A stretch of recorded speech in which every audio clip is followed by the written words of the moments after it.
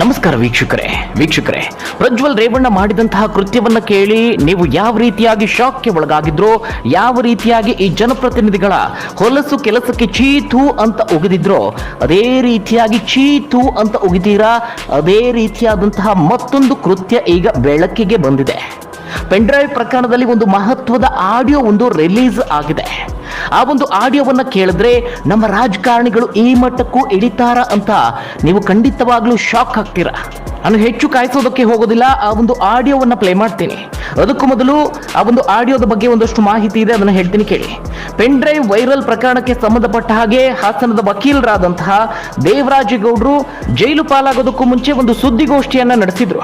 ಪ್ರಮುಖವಾಗಿ ಆ ಸುದ್ದಿಗೋಷ್ಠಿಯಲ್ಲಿ ಪೆನ್ ಡ್ರೈವ್ ವೈರಲ್ ಪ್ರಕರಣಕ್ಕೆ ಸಂಬಂಧಿಸಿದಂತೆ ಒಂದಷ್ಟು ನಾಯಕರ ಕೈವಾಡ ಇದೆ ಅಂತ ಆರೋಪವನ್ನ ಮಾಡಿದ್ರು. ಅದಕ್ಕೆ ಸಂಬಂಧಪಟ್ಟಂತಹ ಆಡಿಯೋವೊಂದನ್ನು ಕೂಡ ರಿಲೀಸ್ ಮಾಡಿದ್ರು.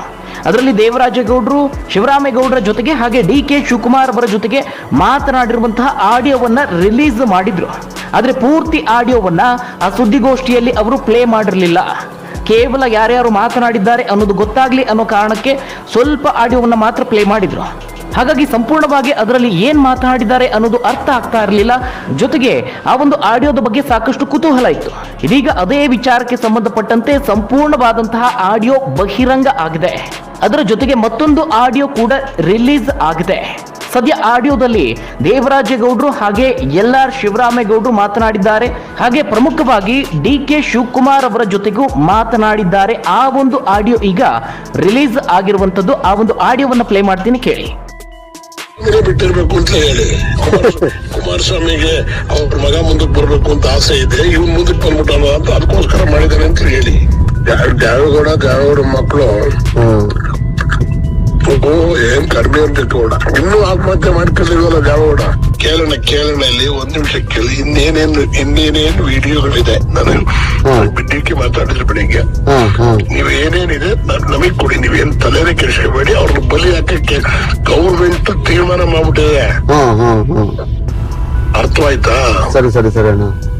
ಏನ್ ಈಗ ನೀನೇನ್ ಪೆನ್ ಡ್ರೈವ್ ಅನ್ನು ನಾಕ್ ಮಾಡಿ ಹಾಸನದಲ್ಲಿ ಹಂಚಿಲ್ಲ.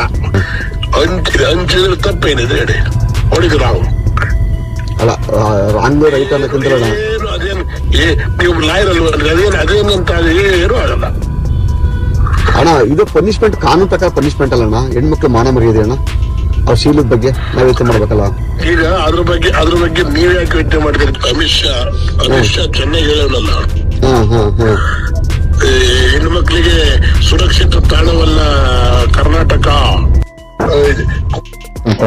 ಇಲ್ಲಿ DK ಸಾಹೇಬ್ರಿಗೆ ಕೊಡ್ತೀನಿ. ಏನ್ ನಡೆದಿದೆ ಎಲ್ಲ ಕರೆಕ್ಟ್, ಉಳಿಕೆದೆಲ್ಲ ಬಿಡು, ನಾವಿರ್ತೀವಿ. ಕರೆಕ್ಟ್ ಆಗಿ ಸ್ಪಷ್ಟವಾಗಿ ಹೇಳಿ. ನಾಳೆ ಏನಾಗುತ್ತೆ ಅನ್ನೋದ್ನು ಆಯ್ತಾ ಇದೆ, ನಿನ್ಗೇನೇನ್ ಡೆವಲಪ್ಮೆಂಟ್ ಸಿಕ್ಕಿದೆ ಅದೆಲ್ಲ ಹೇಳು. ಕೊಡಿ. ನಮಸ್ಕಾರ ಅಣ್ಣ. ನಮಸ್ಕಾರ ಅಣ್ಣ. ನಮ್ ಪಾಠ ಅಣ್ಣ ಒಂದು ಹೇಳಿ ಅಣ್ಣ. ಹೇಳಿ ಅಣ್ಣ. ಏನೇನಾಯ್ತು? ಏನಿದೆ ಪರಿಸ್ಥಿತಿ ಅಣ್ಣ? ಇವಾಗಿನ ಪರಿಸ್ಥಿತಿಯಲ್ಲಿ ಸ್ವಲ್ಪ ಅವ್ರು ಏನ್ ಮಾಡಿದಾರೆ ಅಣ್ಣ, ಹೈಕೋರ್ಟ್ ಅಲ್ಲಿ ನಾಳೆ ಸ್ಟೇ ಆಗೋ ಚಾನ್ಸಸ್ ತುಂಬಾ ಇದೆ ಅಣ್ಣ.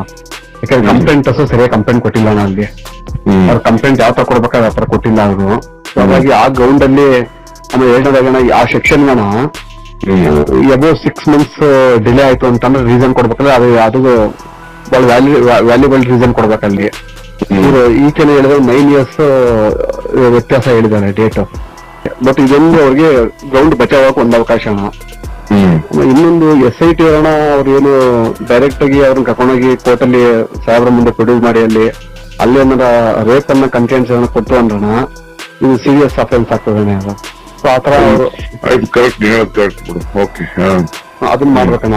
ಅದನ್ನ ಮಾಡಿಲ್ಲ. ಈಗ ಅಲ್ಲಿ ಸಾಹೇಬ್ರ ಮುಂದೆ ಮರಿ ಹೇಳಿಕೆ ಅಂತ ಕೊಡ್ಬೇಕಣ್ಣ. ಅವ್ರ ಮುಂದೆ 164 ಸ್ಟೇಟ್ಮೆಂಟ್ ಅಲ್ಲಿ ಸಾಹೇಬ್ರ ಮುಂದೆ ಕೊಡ್ಬೇಕಣ್ಣ. ಅದು ಕಾನ್ಫಿಡೆನ್ಶಿಯಲ್ ಆಗಿ ಅವ್ರು ಮಾಡಿಸ್ತಾರೆ ಅಣ್ಣ. ಅದರಲ್ಲಿ ಬಟ್ ಬಿಗಿ ಇಲ್ಲ ಅಣ್ಣ. ಅವರಲ್ಲಿ ಸ್ಟ್ರೈಟ್ ಅಪ್ಪ ನಮ್ಮ ಇರೋರು ಸದ್ಯ ಅವರಾದ್ರೆ ಕರ್ಕೊಂಡ್ಬಂದು ದೇವ್ರಿಗೆ ಹೇಳ್ತಿದೀವಲ್ಲ, ಹೇಳ್ತವ್ರಲ್ಲ. ಹೌದೌದೌದೌದಣ್ಣ. ಸ್ವಲ್ಪ ಅವ್ರು ಒಂಚೂರು ಬಿಗಿ ಆಗಿದ್ರಣ್ಣ. ಆಯ್ತು, ನಾವು ಅಟೆಂಡ್ ಮಾಡ್ತೀವಿ. ಬೇರೆ ಎವಿಡೆನ್ಸಸ್ ಇದರಲ್ಲಿ ಪ್ರಮುಖವಾಗಿ ಸ್ಪಷ್ಟವಾಗಿ ಅಶ್ಲೀಲ ವಿಡಿಯೋ ಇರುವಂತಹ ಪೆನ್ ಡ್ರೈವ್ ವಿಚಾರವಾಗಿ ಮಾತನಾಡಿದ್ದಾರೆ. ಮೊದಲನೇದಾಗಿ ಇದರಲ್ಲಿ LR ಶಿವರಾಮೇಗೌಡರು ಬಾಯಲ್ಲಿ ಬಂದಂತಹ ಒಂದಷ್ಟು ನುಡಿಮುತ್ತುಗಳ ಬಗ್ಗೆ ಮಾತನಾಡಲೇಬೇಕು. ಓರ್ವ ಜನಪ್ರತಿನಿಧಿ ಆದಂತವ್ರು, ಮಾಜಿ ಸಂಸದ ಆದಂತವ್ರು, ಮಾಜಿ ಶಾಸಕರಾಗಿದ್ದಂತವ್ರು ಎಷ್ಟು ಹಗುರವಾಗಿ, ಎಷ್ಟು ಬೇಜವಾಬ್ದಾರಿತನದಿಂದ ಮಾತನಾಡಿದ್ದಾರೆ ಅನ್ನೋದನ್ನ ನೋಡಿದ್ರೆ ಇವರು ಮಾಡುವಂತಹ ರಾಜಕಾರಣ ಎಷ್ಟು ಕೀಳು ಮಟ್ಟದ್ದು ಅನ್ನೋದು ಇವತ್ತು ರಾಜ್ಯದ ಜನರ ಮುಂದೆ ಬಟಾ ಬಯಲಾಗಿದೆ.